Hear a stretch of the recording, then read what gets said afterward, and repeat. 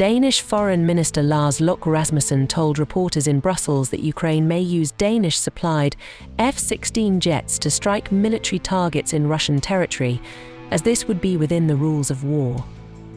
Denmark founded the fighter jet coalition for Ukraine with the Netherlands in July 2023, and the group of countries pledged to provide Kyiv with F-16s and help train Ukrainian pilots and technical staff to operate the US-made fourth-generation jets. The first batch of Danish F-16s is expected to be handed over to Ukraine this summer. Rasmussen said this is not a carte blanche for Ukraine to use the F-16 to make arbitrary attacks inside Russia. He said, "We are talking about an opportunity to weaken the aggressor by taking military installations out onto Russian territory." The Danish foreign minister added that it is completely within the rules of war that a country that is attacked must be able to answer for itself. Referring to Russia's indiscriminate attacks on civilians, Rasmussen said there is also no Ukrainian interest in taking over the kind of warfare you have from the Russian side, where you go after residential properties. Rasmussen also dismissed concerns that the move would escalate the war, saying, "If we are talking about a risk of an actual attack on our territory, then it is not something I am worried about." Russia's ambassador to Denmark, Vladimir Barbin, released a statement on May 29th, claiming that the use of Copenhagen-supplied weapons by Ukraine against targets inside Russia could lead to an uncontrolled development of the conflict. Barbin was responding to Danish Prime Minister Mette Frederiksen, who said on May 28th that Ukraine is allowed to use Danish weapons on Russian territory if it is within international law. Meanwhile, the Netherlands has no objections to using F-16 fighter jets in Russian skies. Acting Dutch Foreign Minister Hanke Bruins Slot told reporters before an informal meeting of NATO Ministers of Foreign Affairs in Prague. Slot said, "If you have the right of self-defense, there are no geographical boundaries on making use of weapon systems. So that's the common principle." Earlier, acting Dutch Defence Minister Kaja Ollongren said the Netherlands had never ruled out Ukrainian strikes on Russian soil.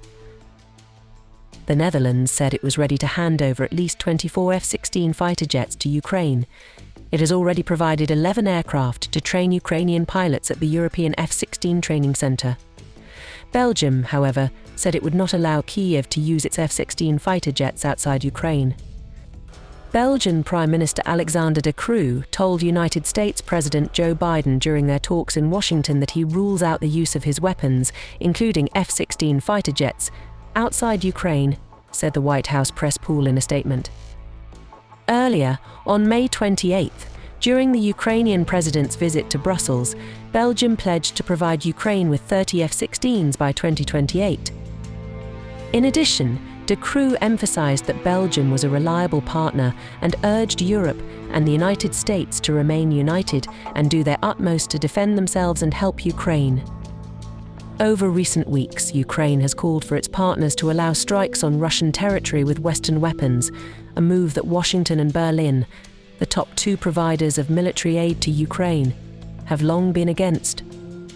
Calls for Ukraine to be allowed to strike military targets on Russian territory with Western weapons have grown after Russia launched a new offensive in Kharkiv Oblast on May 10th, with 30,000 troops reportedly involved in the operation.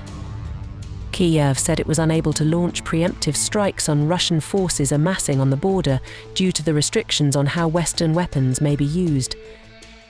The NATO Parliamentary Assembly adopted a declaration on May 27th that supported an end to restrictions that prohibited Ukraine's use of Western-supplied weapons against military targets inside Russia.